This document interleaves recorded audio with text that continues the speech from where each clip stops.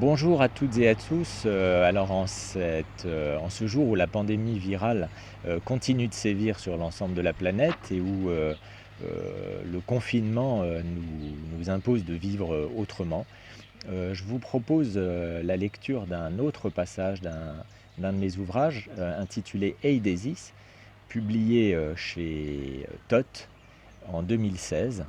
Alors c'est un ouvrage écrit à 6 mains avec deux amis, un artiste, Philippe Hillenweg, et un romancier, Denis Grinamberger. L'idée était que chacun revisite les 26 lettres de notre alphabet à sa façon, dans son champ d'intérêt, de travail et de passion, et que nous amalgamions, nous fassions une espèce d'articulation de de ces trois manières d'approcher les 26 lettres de l'alphabet.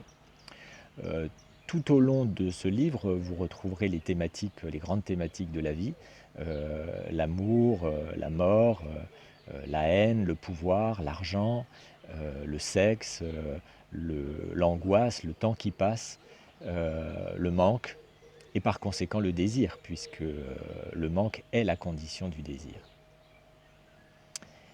Vous y trouverez des ingrédients que vous verrez virevolter, se combiner, suscitant des saveurs parfois salées sucrées, parfois douces amères ou parfois piquantes et acides. Je vous invite à savourer par petites gorgées ou plus goulûment le velouté de cette soupe de lettres. Lettres à écrire comme vous voulez d'ailleurs. Je vais vous lire donc un passage à la lettre V que l'artiste a intitulé Vertige. À l'image, ça peut se représenter comme ça. Un V immense qui initie le vide. La faille de tout homme, faillible par la nature de son être ou plus exactement par son manque à être. Dans le vaste monde, c'est la vallée du grand rift est-africain, longue de 6000 km par 60 de large et qu'on appelle berceau de l'humanité. Ou encore la faille de San Andreas, toujours menaçante dans son imprévisible tectonique. Mais ces entailles peuvent aussi bien s'envisager à l'échelle de notre propre corps. C'est pourquoi l'on peut défaillir d'une toute petite coupure au doigt, faisant perler une goutte de sang. Plongeons à présent plus loin dans ce V de peinture, celui que nous offre le tact de l'artiste. Nous sommes maintenant au cœur d'une coupe histologique, d'un pore épidermique vu au microscope électronique et, dans un coin de notre imaginaire, à droite du tableau, ne pourrait-on pas repérer la gueule d'une bête plus ou moins sauvage qui, comme un prurite scabieux, nous pousse à nous gratter la tête de temps en temps?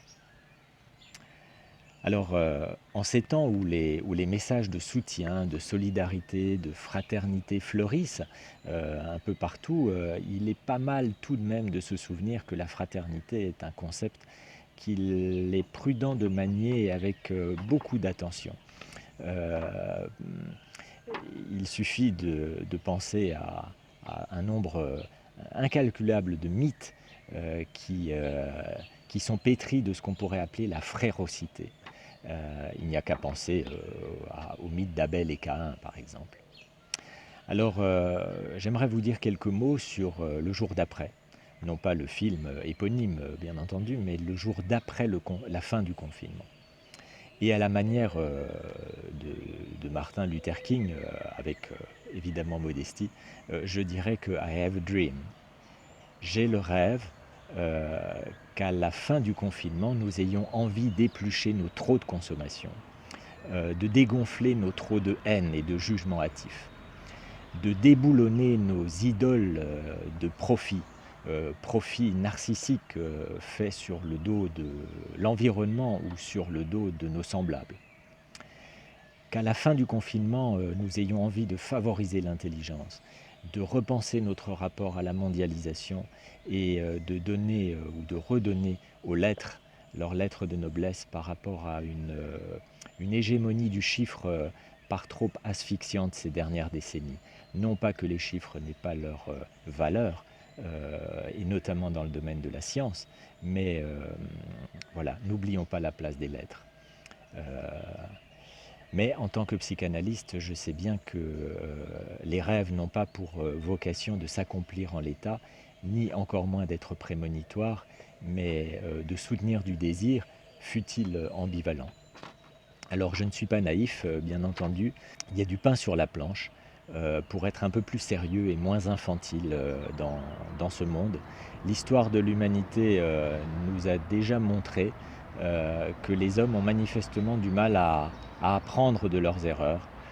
Heu, je pense que, ça procède d'un mécanisme pulsionnel et j'espère que nous saurons faire, autrement, mais non pas simplement autrement pareil. Voilà, bon courage, bonne lecture, et à bientôt. Au revoir.